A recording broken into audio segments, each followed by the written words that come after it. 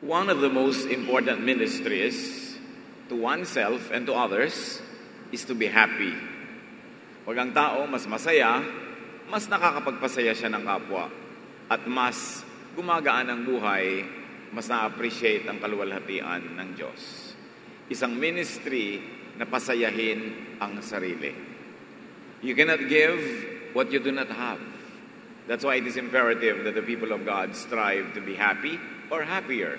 Ang magandang pag-aaral natin ngayon, be happier or less sad and troubled. Kailangan mas pasayahin ang buhay o bawasan ang mga lungkot at mga pinag-aalala sa ating pang-araw-araw na buhay. Salamat, Panginoon, dahil kayo, Diyos, na pwedeng lapitan, sandalan, asahan. Patawarin niyo po kami sa aming mga kasalanan at ngayon, turuan niyo kami. Bigyan niyo kami ng mga practical na hakbang upang maging mas masaya kami sa buhay at nang sa ganon, mas lalo naming makita ang iyong kabutihan at ito ay maibahagi namin sa aming kapwa. We ask you, Father, to be our speaker. Speak to us from your throne of power and majesty. Lead us unto greater knowledge of you and to higher levels of happiness. In the name of Jesus, your Son, our Savior, our healer, our friend, we pray with thanksgiving. Amen. Sa 1 Kings 3:5 up to 12, makikita natin kung ano ang pinakamagandang ibinigay ng Panginoon na handog, bigay na regalo kay Solomon. One night, while Solomon was in Gibeon, the Lord God appeared to him in a dream and said, Solomon, ask for anything you want, and I will give it to you. Solomon answered, please make me wise, then I will know how to rule your people. God said, Solomon, I am pleased that you ask for this, so I'll make you wiser than anyone who has ever lived or ever will live. Pwedeng humingi si Solomon ng kahit anong bagay, pero ang hiningi niya ay iba yung karunungan para daw magkaroon siya ng kakayahan na pangunahan ang mga taong ipinagkatiwala sa kanya ng Diyos na pangunahan. At lubos ay kinagalak ng Diyos ito, kaya sabi niya, napakaganda ng hiningi mo, bibigyan kita ng hinihingi mong katalinuhan, walang magiging mas matalino sa iyo before or after you. Kung ganon, napakaganda na ibinigay ng Panginoong Diyos kay Solomon na regalo, katalinuhan, na siyang dapat din naman nating pakinabangan. Dahil hindi lang sa kanya ibinigay, sa pamamagitan niya ay napapaabot din sa atin. At ito ang ating pagbabasihan ng mga practical na pamamaraan kung paano mas maging masaya sa buhay. How to be happier or less sad and troubled from the wisdom of Solomon, which really comes from the wisdom of God. Ecclesiastes 7:2. It's better to go to a funeral than to attend a feast. Funerals remind us that we all must die. Hindi masarap pumunta sa mga libing, sa mga lamay, pag may namamatay, pag may naghihingalo. Pero sabi ni Solomon, ayon sa kanyang karunungan, mas mabuti pa na pumunta ka sa mga libing, sa mga lamay, sa mga funerals, kaysa sa mga party. Bakit?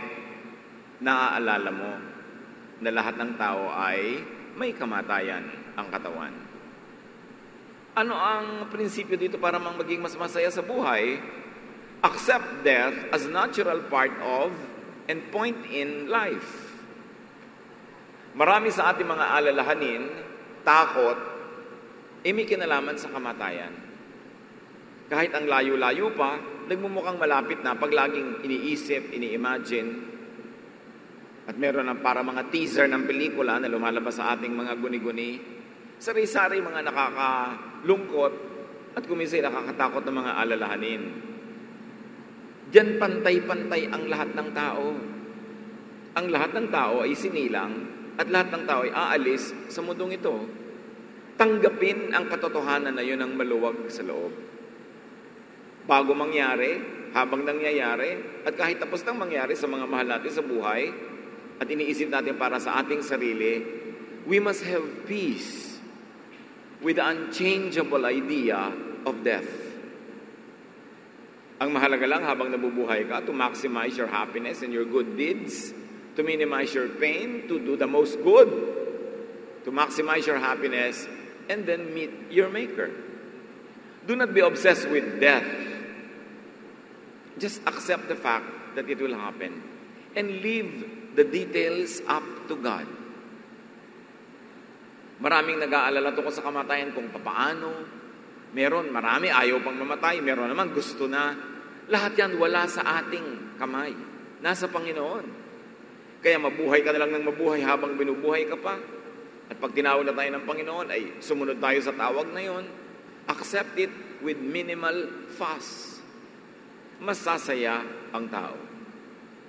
Maraming kaligayahan ang tinatanggal sa atin pag naiisip natin yung kamatayan. Kaya dapat hindi laging iniisip. Basta handa tayo gumarap sa Panginoon. Hindi laging inaalala. There is another idea from Solomon how to be happier in life. Ecclesiastes 7:9. Only fools get angry quickly and hold a grudge. Mga hangal lang daw ang napakadaling magalit at mahilig magtanim ng sama ng loob. Pag lagi kang nagagalit, nawawala ang iyong kaligayahan. Pag nagtatanim ka ng sama ng loob, lagi kang malungkot, may kabigatan. So don't get angry easily. Don't hold a grudge. You want to be happier in life, you have to discipline yourself into not getting very easily irritated, and you should not be irritable. Sikapin natin, disiplinahin natin ating sarili na hindi madaling magalit. Pag nagagalit ka kasi, bukod sa yung emosyon mo, nagiging negative, pwedeng magsalita ka pa, gumawa ka ng mali, may makaaway ka pa, gawan ka pa niya ng masama, dumoble ang dahilan para ka magkaroon ng problema. When you are angry, you poison yourself. Ang taong galit, naiiba ang body chemistry, naiiba ang tibok ng puso, naiiba ang pintig ng mga pulso, tumataas ang blood pressure, tumataas ang sugar levels, lalo't kung diabetic, sumisikip ang mga ugat na dinadaluyan ng dugo, nagiging napakasama para sa katawan ang galit. So, maging mahinahon at huwag magpagalit dahil ikaw ay makadiyos. At kung hindi ka naman talaga napakamakadiyos, maging mahinahon ka dahil matalino ka. Dahil alam mong masama sa iyo ang magalit. Lalo't may edad ka na, hindi na usong magalit. Madami ka na dapat pinapalampas. Total, marami na rin naman pinalampas ang Diyos at ang planeta sa mga pinaggagawa mo rin hindi tama. Marunong ka na dapat magpasensya. At lalo naman dapat marunong magpalampas ng offenses ang bata. Bakit? Kabata-bata po, baka makapatay ka, baka makagawa ka ng mali, may magalit sa'yo, taga-taga ka dyan, mabaril ka. Ang haba pa ng buhay mo, nadadalhin mo yung bunga ng maling galit. Kaya dapat talaga maging mahinahon. Kung di man dahil ikay makadiyos, dahil lang ikay matalino. At alam mo, yun ang mas mabuting gawin. Ecclesiastes 7:10 leads us to another teaching. It isn't wise to ask, why is everything worse than it used to be? Hindi daw talaga matalino na laging nagreklamo tungkol sa kasalukuyan. Always thinking about the good old days, the good old days. Mabuti pa nung araw, mabuti pa nung araw. Sabi ni Solomon, hindi mabuting gawin yan na mag-iisip ka lagi na mas mabuti pa nung araw. Bakit? Hindi malulungkot ka lang tungkol today. You will feel miserable and you will be ungrateful to God. You will be ungrateful to people. You will have a very negative outlook pag lagi mong iniisip na mas mabuti pa nung araw. At ang totoo naman, kung pakaiisipin natin, hindi naman talaga mas mabuti nung araw. Ang dali-dali nga ng buhay ngayon. Kahit nga 100 pesos, makakabili ka na ng kwintas, makatatlo pa. Kasi ang dami ng mga kung ano nung bling-bling na mura. Nung araw, mayaman lang nakakapag-alahas. Kahit sino ngayon, may cellphone. Madali nang tumawag. Hindi na ngayon pag tinuturokan ka kasi laki ng sitaw yung karayom. Katulad nung araw. Ang sakit-sakit nung araw magpunta sa dentista dahil parang inilulubog tayo yung pako sa mga gilagid mo. Ang ninipista ng mga karayom ngayon, may mga painkiller na at painkiller before the painkiller is injected. There is so much comfort now. Mas marami nang may kotse. Nung araw dapat ang yaman-yaman mo lang kahit may kotse ka. Guminhawa ang buhay at dapat appreciatein yon. Maraming ginhawa ang buhay. So don't degrade your present situation and your present reality. Bakit nagmumukhang laging maganda yung past? Kasi selective ang memory. Pinipili mo lang ang aalalahanin. Nung araw na nasa kanayunan ka sa mga gilid ng mundok tralala, naaalala mo na ang sarap-sarap maglakad ng walang sapin sa paa sa malilinis na batis. Ang ganda ng memory. Pero alalahanin mo rin na may sunong ka na pagkabigat-bigat na batya na punong-puno ng labada. Masyado kasi nating niro-romanticize yung nakaraan. Akala mo ang ginhaginhawa. Para ka magluto nun, magpapaapoy ka pa ng mga kalan, iihipan mo pa, bago ka magkaroon ng kape. Ang habang istorya. Ngayon, ilalagay mo na lang yung 3-in-1 sa isang tasa. Kung settled ka na sa 3-in-1 at hindi ka pa maarating pa brew. Ang dali ng buhay. So don't complain habitually. Don't complain easily. But instead, be thankful for the now. Kahit gaano kaganda ang nakaraan, tapos na yun. Lumampas na yun sa iyong mga kamay. Sayang ang oras kung lagi kang nakalingon doon. At kahit gaano kaganda yung future na inaabangan mo, wala pa yun. Hindi mo nga alam kung darating. The only thing you have is the now. The present. Pagka minura-mura mo yung present, isinumpa-sumpa mo, kinurse-curse mo yung present, that's all you have. You're actually cursing your life. So be happier. Appreciate your present situation and don't make negative comparisons to the past or to the prospects of the future. Ecclesiastes 7:13, think of what God has done. If God makes something crooked, can you make it straight? So do not contend with, just accept what cannot be changed. Para ka masaya. Huwag kang laging makipagtunggali sa bagay na di mo naman mababago o mapapalitan. Kasama na dyan kuminsan ng ugali ng iyong asawa, ugali ng nanay mo, ng kapatid mo, ng mga office mate. Araw-araw inirereklamo mo sa sarili mo, sa salamin mo, sa Diyos, kung kani-kanino yung mga tao. Hindi mo naman kayang baguhin. Mabuti paturuan mo ang sarili mo to adjust. Tanggapin ang nandyan. Siyempre, pwede nating palitan yung mga ibang bagay.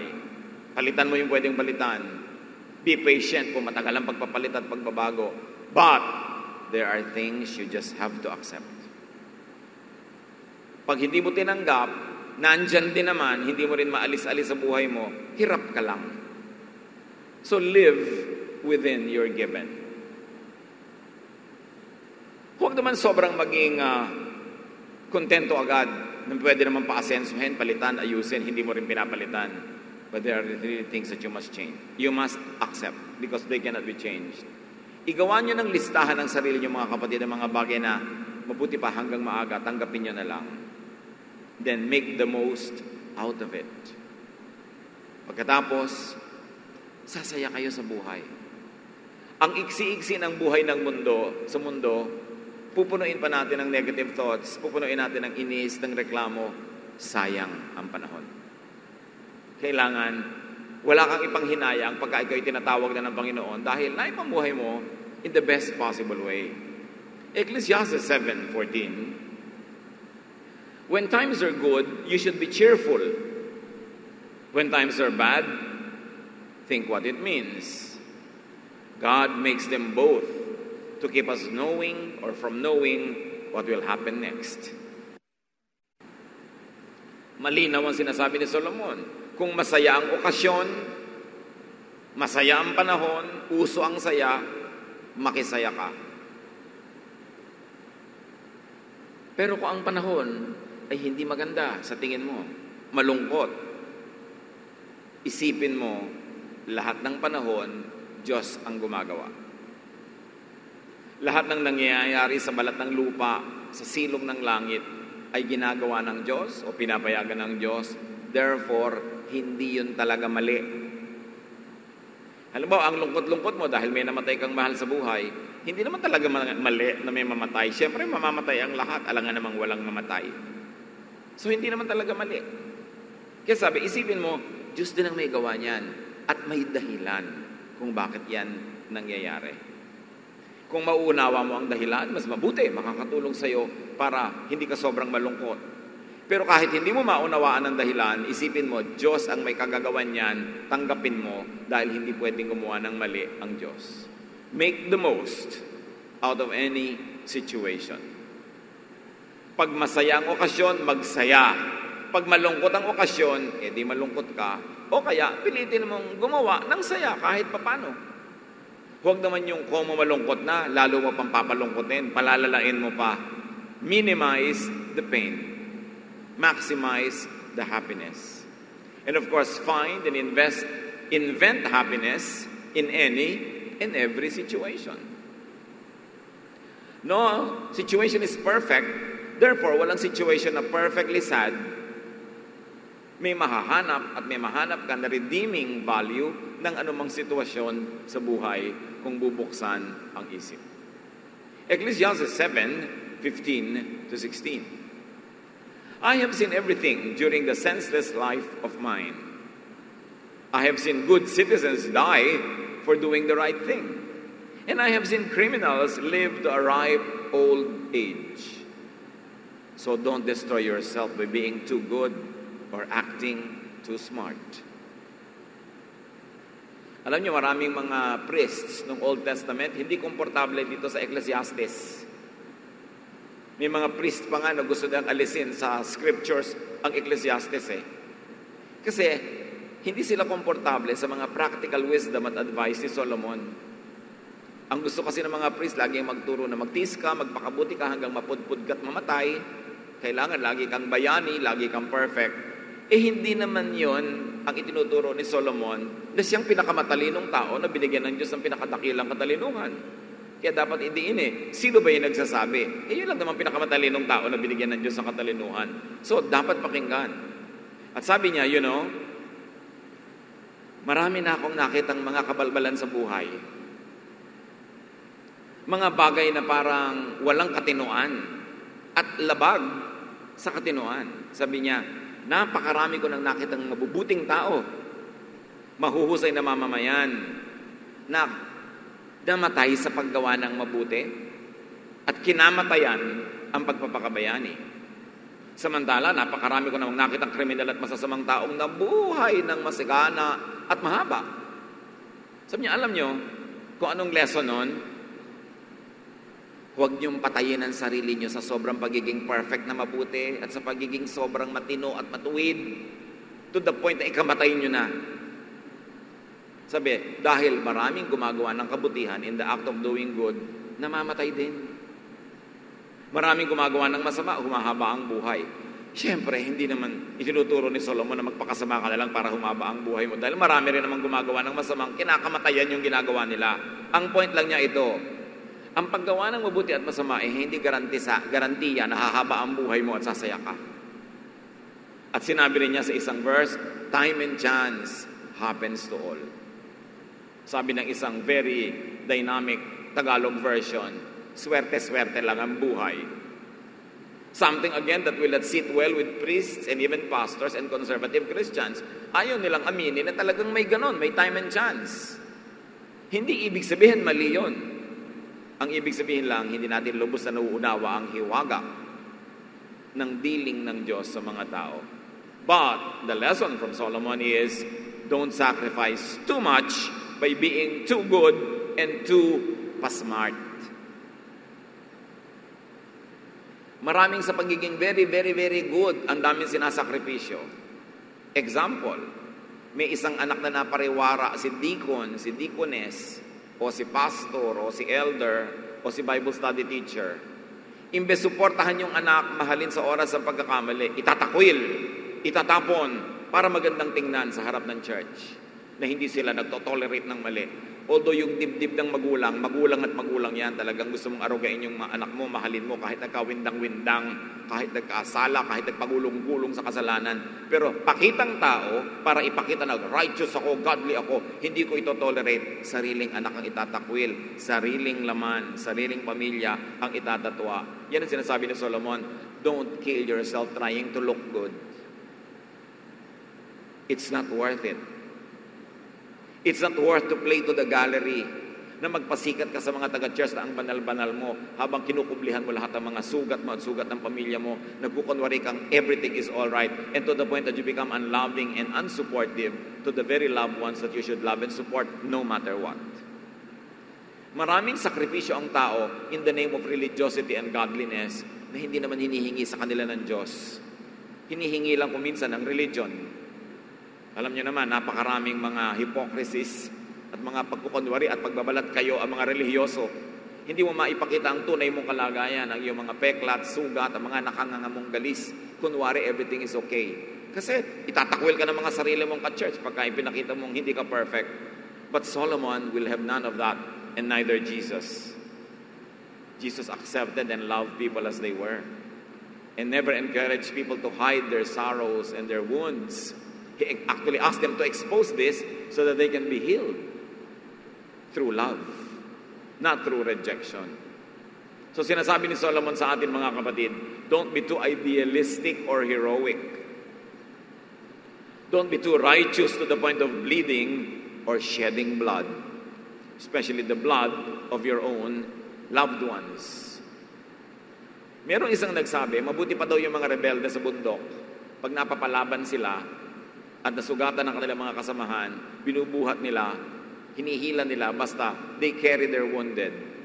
Sabi niya naman nang nagsabi nito, but many Christians kill their wounded. Pagka Kristiyano ka, nasa church ka, napariwara ka, nagkasala ka, nagkamali ka, ang unang-unang tatapak sa iyo, ang unang-unang magchichismis sa iyo, ang unang-unang magpipiesta sa mga iskandalo mo ay mga kapatiran. Kaya sabi ni Solomon, it's not worth it. Don't put up a show. Yung mga taong ini-impress mo ng iyong kabanalan na trying hard, hindi ka rin yan mamahalin. Subukan mo magkamali, ire-reject ka rin yan. So magpakatotoo ka na lang. Always seek healing, seek improvement, seek righteousness, but in the process na wala ka pa sa perfection na yon, and nobody gets there, don't sacrifice too much to please your audience. It's not worth it. Lalong-lalo kung isasakripisyo mo buhay ng mga mahal mo sa buhay o ang sarili mong buhay. Ecclesiastes 7:20 says it very clearly, no one in this world always does right. Walang tao na 100% tama ang ginagawa 100% of the time. At ano ang nakakapagpaligaya sa application ng message na ito? Don't over-expect righteousness from others and from yourself. It is reasonable to expect minimum righteousness, improving righteousness, ever-increasing righteousness, but don't expect perfection. You will only fail. And don't even try to pretend that you are perfect yourself. Mapapagod ka lang. So relax. God loves you. God accepts you through Jesus. We should accept one another because of the love of Jesus and help each other keep on growing from glory to glory and keep on improving. But you don't reject and you don't throw out anybody who is not yet perfect. Dapat yung atmosphere sa fellowship, sa church, sa Christian community, sa religious community, is an atmosphere of love, of acceptance, so people don't have to be forced to be hypocritical. So accept that people are imperfect. Mas sasaya ka sa buhay nun. Para pag nalaman mo, na-discover mo, nabunyag sa'yo ang pagkakamali, ang pagkukulang, ang imperfection ni ganito at ni ganong tao, hindi ka na masasyak. Dahil ina-expect mo na. Inaasahan natin na lahat ng tao ay mag-i-improve, magiging mas banal, mas makadiyos, pero magbigay ka kahit kaprasong space sa puso mo na kahit sino pwedeng magkamali. The Arabs have a saying, even a good horse must be allowed at least one fall. Pag may space ka sa puso mo na gano'n, para sa iyong asawa, para sa iyong anak, sa iyong magulang, kaibigan, churchmate, mas gagaan ang pakiramdam mo. At mas magiging magaan kang kasama kasi hindi mo sila sasakalin ng iyong unnatural and exaggerated expectations. Ecclesiastes 7:17-18. Don't die before your time by being too evil or acting like a fool. Keep to the middle of the road. You can do this if you truly respect God. Sabi niya, bawat tao may takdang haba ng buhay, pero pwede mong mapaiksi kung masyado kang hangal o kaya kung masyado ka masama. Kahit hindi mo pa oras, ma-advance ang kamatayan mo. Pag sobra kang masama, nag-i-invite ka ng either punishment or retribution from the people you have wronged, o sobra kang hangal, you engage in activities that endanger your life. Needlessly. Lahat naman ng activity may danger eh. Pero meron naman hindi naman kailangan, sinusuong mo kusa yung danger. At pag ngayon namatay ka bigla nang wala sa panahon, sabi ni Solomon, pananagutan mo yan. Pinili mo kasi na makipaglaro sa panganib. So don't be too foolish or too evil. Huwag sumobra, huwag lumabis, lalo sa paggawa ng mali. Nakita niyo mga nangungupit-ngupit ng konti-konti, kuminsan, hindi naman napaparusahan ng lubos at malaki. Minsan nga, hindi nakahalata. Kuning nangnakaw ng ang dami-dami, mga milyones, bilyones, nabibisto, nabubukot, kasi sobra. Kaya sabi ni Solomon, alam nyo, hindi ko naman ina-expect magiging perfect kayo. May magagawa kayong mali. Huwag nyo lang sobrahan. Huwag kayong lumabis. Huwag kayong umabuso. Kasi may hangganan yung tinotolerate ng langit na imperfection. May pagtutuwid, may pagtatama, at may katarungan. Therefore, Solomon says, be moderate. Kahit nga, di ba, sa kabutihan, be moderately good. Don't kill yourself trying to be too good or too smart. Gitna ka lang, sabi, alam nyo ang tama, pinaka-safe, doon ka sa gitna ng kalsada.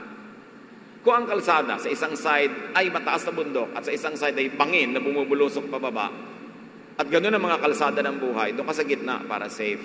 Pag masyado kang malapit doon sa bundok, baka may malaglag na bato, tumama sa ulo mo, namatay ka agad. Dito naman sa kabilang gilid na may bangin, baka ikaw yung mahulog. At marami mga buhay ganon, nasa extreme. Extremely religious or extremely sinful, extremely righteous or extremely bad. Sabi ni Solomon, pareho lang yan na hindi nakakatuwa. Sabi niya, a man who believes in God, who fears God, will avoid all extremes. So will a woman. So avoid extremes.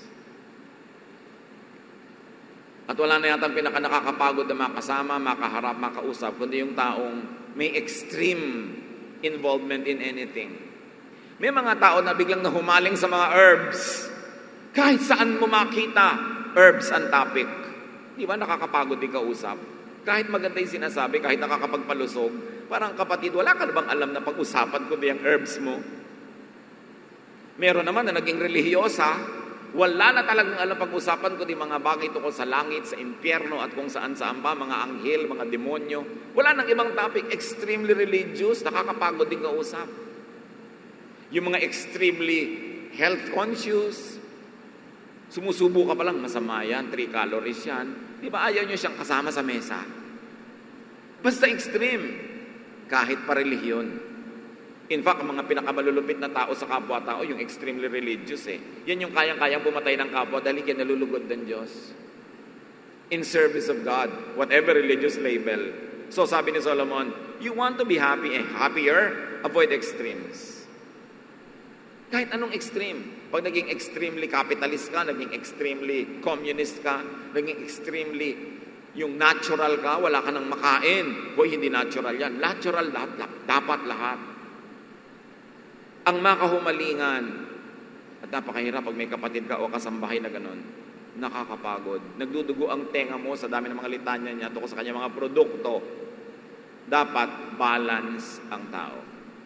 Ecclesiastes 7:21-22, don't listen to everything that everyone says, or you might hear your servants cursing you. Haven't you cursed many others? Mga kapatid, isipin nyo to. Ang pinakamadalas na sumusugat sa ating damdamin, sumasakit sa ating kalooban, salita ng mga tao laban sa atin. Hoy, sabi ni ano, ganito ka raw. Masasaktan ka. So, sasaktan mo rin siya. Sabihin mo, siya naman ganito. Kasi alam niyo, nasasaktan, pag hindi nagpapakatao, nagiging parang hayop, nananakit din. So, walang tigil ang sakitan. Di ba kung minsan nag-aaway kayong mag-asawa, may biglang nasabi si asawa mo, kung hindi pa sakit, hindi ka nakakakain ng mantika. Oh, ang sakit naman. Ako nagpagtao sa'yo, naging tao ka lang nung naging asawa mo ako. Ganyan-ganyan.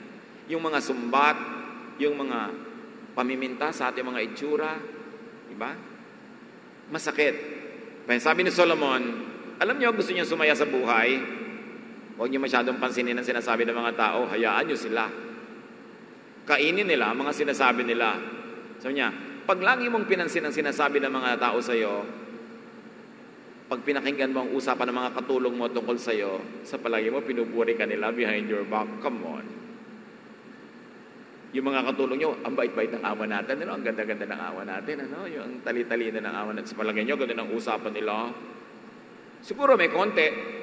Pero sabi ni Solomon, marami, hindi ganon. So, huwag niyong pakinggan. Huwag niyong alamin.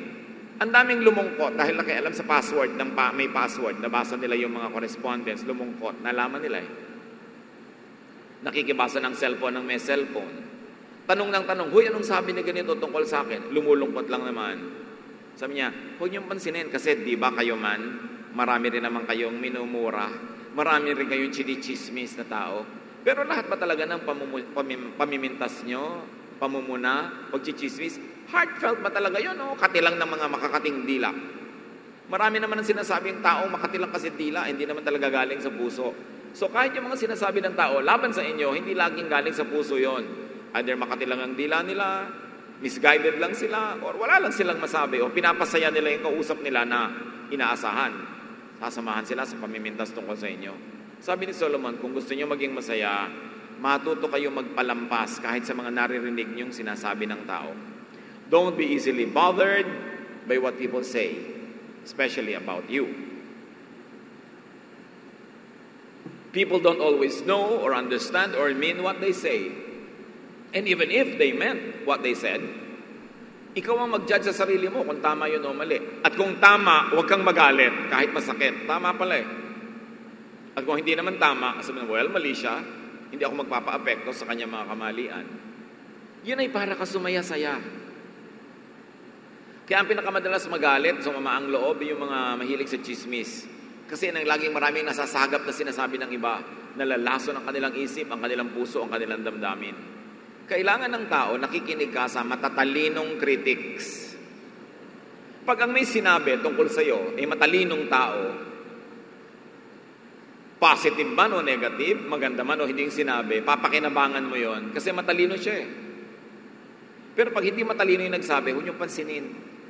Why will you pay attention to the opinion of fools? Why will you allow the opinion of uninformed people affect you? Meanwhile, kung informed talaga, nalaman nyo, papakinabangan nyo yon. Napakahalaga kahit ng pintas ng taong matalino kaysa papuri ng isang taong wala namang alam. Huwag kayong matuwa na pinupuri kayo ng taong wala namang alam. Anong malay naman niya na mamuri? Ano naman ang malay niya kung anong kapuri-puri? Pero yung matalino, kahit pagalitan ka nun, pasalamat ka kasi may mapapala ka dun. Therefore, filter how words can affect your emotion para hindi laging sumasama ang loob. Ecclesiastes 7:23-24, I told myself that I would be smart and try to understand all of this, but it was too much for me. The truth is beyond us. It's far too deep. Ngayon, maraming tao, nung hindi sila mahilig mag-Bible study, hindi pa sila mahilig mag-church, tahimik lang yung buhay nila. Nung nahilig at nagkaroon ng church involvement, pinroblema na ang lahat ng issue sa buhay. Paano ba magpapabautismo, wisik, lubog, langoy, turok, ano nga ba? Ang babae ba magbebelo o hindi? Gaano ba kahaba ang buhok ng lalaki, ng babae? Maghihikaw ba ako sa tenga, sa pusod, sa ilong? Ang daming pinoproblema. Ano ba pinakamagandang version? May demonic version ba ang Bible? Meron bang pinakatamang version? Kailan ba ako dapat magganito, magganon? Ang daming naging issue. Alam niyo, sabi ni Solomon, sinikap ko rin alamin lahat yung mga yan, pero napagod lang ako. Sabi niyo, too much study wearies the heart. So do not try to know and understand all life's ironies and complexities. Mga tanong na Bakit po pinayagan ng Diyos na isang barko lumubog, maraming baby doon? Kasi anak, may gravity. May buoyancy. Na-defy yung laws of gravity and buoyancy. Lumubog sila. Kaya bata siya, kaya matanda, kaya makasalanan siya, kaya mabuti, lumubog siya. Kasi alam mo, ang lungs ng tao, pag napuno ng tubig, malulunod, kahit sa banal. Mahirap bang maintindihan yung mga basic laws na yun? Pero you moralize everything, pati pagputok ng bulkan, pati mga earthquake. Bakit naman po sa tapat pa ng bahay namin yung fault line, nakatanggap na kami sa Panginoon. Ibig sabihin, dapat lumiko dahil tumanggap ka sa Panginoon, lumipat sa kapitbahay mo, ganun. Ang daming pinoproblema at minomoralize ng tao. Ang mga tanong na natatanggap ko sa Facebook, kung minsan gustong pumutok ng ulo ko dahil, bakit itinatanong yan? Si Adan po ba may pusod? Bakit? Kasi di ba, hindi naman siya ipinanganak, so dapat wala siyang pusod. Ano siya? Palaka. Walang pusod si Adan. Paano po yan? Illegitimate si Jesus. Di ba illegitimate din si Adan o si Eva? Ang dami-daming mga tanong ng mga tao na wala naman talagang sagot kahit bulat-latin mo yung buong Biblia, mapapagod ka lang. So sinasabi ni Solomon, do not be too profound and deep. Do not analyze and theorize and classify all knowledge. Do not seek logic, rhyme, and reason for all things that happen. Because there are many things that cannot be explained. How can a finite mind totally comprehend an infinite God? Pag kaya mo nang sagutin lahat yan, Diyos ka na. Do not understand, do not overknow God. To the point that you map God's mind, then contend with God. Kaya iba nakikipagtalo sa Diyos, hindi sumasangayon. Dahil sa mga pangangatwiran na pangtao, na napakababa ng level siyempre sa pangangatwiran ng Diyos. Si Job, nung nagre-reklamo tungkol sa mga nangyari sa buhay niya, ang banal-banal niya. Sabi ng Panginoong Diyos sa Job 38, 1-2, From out of a storm, the Lord said to Job, Why do you talk so much when you know so little? Sabi, napakarami mong katsang-katsang, wala ka namang alam. Bakit ka nakikipagtalo sa akin? Nandiyan ka ba nung nilikha ko ang mga planeta? Nandiyan ka ba nung nilikha ko ang dagat? Nasisid mo na ba yung kalalim-laliman ng dagat na yan? Naakyat mo na ba yung mga bituin? Sabi ganon, hindi mo nga alam yan Tapos nagdudunong-dunungan ka, nakikipagtalo ka sa akin. Napagalitan talaga si Job. Psalm 139, verses 1-6. Lord, you know all about me. From heaven you discover my thoughts. I can't understand all of this. Such wonderful knowledge is far above me. Mga kapatid, meron tayong kayang abutin at malaman tungkol sa Diyos, tungkol sa kanyang mga pamamaraan. Pero napakakonti nun, mas maraming hindi. Dapat ipagtiwala mo na lang, tumigil ka ng kaiisip dahil baka kumanta ka ng pambansang awit kahit walang flag ceremony. Pag sobra ka lagi nag-isip ng theology, mabuti pa yung mga pamilya nung araw na walang religious activity, tahimik. Nung naging mga involved sa kanya-kanyang churches, nag-away-away, nag-iwahiwalay pa dahil dumunong ng konti. Huwag niyong hayaan na ang konting alam sa Biblia, konting alam sa pananalig ay maging dahilan para tayo humiwalay sa kapwa, makipag-away, makipagtalo. Nobody really knows the answers to these things. Ang alam lang natin, mahal tayo ng Diyos, kahit tayo makasalanan, pinapatawad tayo, at sa pamamagitan ni Jesus, nagkakaroon tayo ng buhay na walang hanggan. Dapat tayong mamuhay ng maayos up to a point na kaya natin. Pag nagkakamali tayo, pinapatawad tayo ulit, minamahal tayo ng Diyos. Live with that. Huwag niyo nang problemahin kung anong uri ng bautismo. Ngayon, para makataya kayo, magpabautismo kayo 3 beses, iba-iba. Meron pa, inilubog mo na in the name of the Father and the Son and the Holy Spirit. Ayaw pa, ang gusto isa-isa. In the name of the Father, angat. In the name of the Son, angat. In the name of the Holy Spirit, angat. Ko idagdag ko pa, in the name of Paul, in the name of Peter, in the name of all the saints, in the name of all the angels. Di na lunod ka na. Yung iba, they feel superior dahil sila lubog. Yung iba, wisik. Anong pinagkaiba ng ilang patak na tubig? Ilang basong tubig o ilang balde? Nandun ba talaga yung issue? We become majors of minors because we think too much. There are things that you simply have to let go at atupagin mo, magpakabanal ka, gumawa ka ng tama, huwag kang manghusga ng kapwa, mahalin mo tao. You can never go wrong with that because Jesus says, love covers over a multitude of sins. Love is what is important. Hindi ito pagiging too smart or too good. At lalo namang hindi too bad. Sabi ni Solomon, too much study wearies the mind. At hindi bagay sa lahat ng tao ang too much study. Kanya-kanyang gift din yan. God knows us, but we can't know God to the point of familiarity or being able to chart His thought. One of the most presumptuous statements that you often hear in Christian communities is, I know God. Do you know God? Really? You know God? How much do you know of God? Napaka-presumptuous nun. You don't even know your own spouse. Hindi mo nga alam ang password niya eh. Hindi mo nga alam may secret account siya sa Facebook. Tapos, you know God? Dapat wala tayong ganung mga pagmamalaki. Hindi mo pwedeng pangunahan ng Diyos. Sabihin, oy, magagalit sa'yo ang Diyos. Really sure ka? Alam mo ang gagawin ng Diyos? Alam mo ang gagalit sa akin ng Diyos? Alam mo, pag pinautang mo ako, matutuwa sa'yo ang Diyos. Talaga alam mo ang gagawin ng Diyos? Sabi sa Isaiah 55:8, For my thoughts are not your thoughts, neither are your ways my ways, declares the Lord. So think for yourself, speak for yourself, but don't speak for God. Maraming mga tao nagta-hide behind God. Pag gusto kanilang kontrolin, sasabihin nila, gusto ng Diyos, ganitong gawin mo. Pero actually, sila yung may gusto. Don't use God to control people.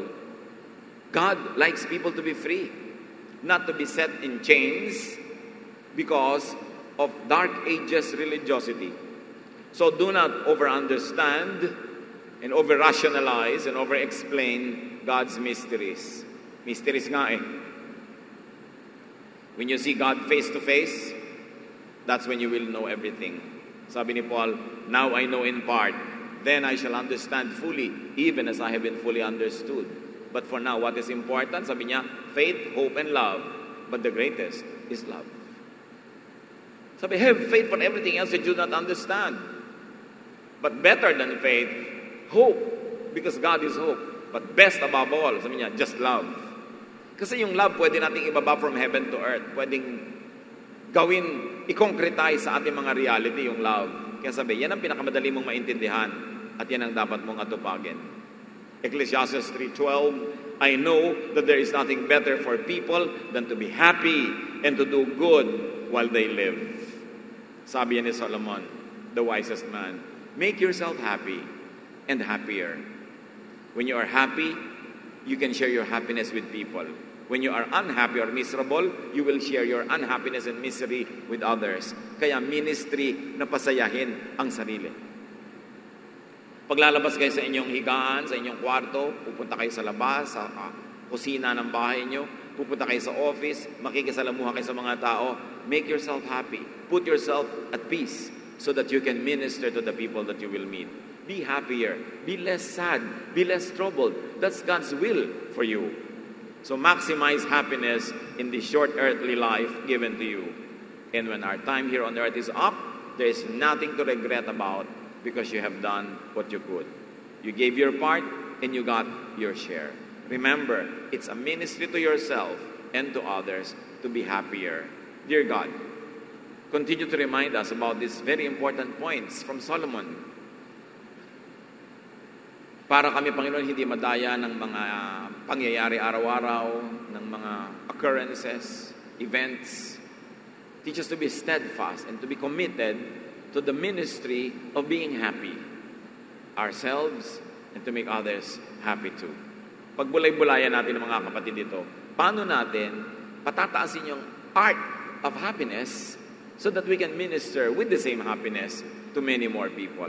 Dear Lord, as your people remain silent for a while, give us in the context of our everyday lives very practical steps how we can be happier based on the teachings of Solomon.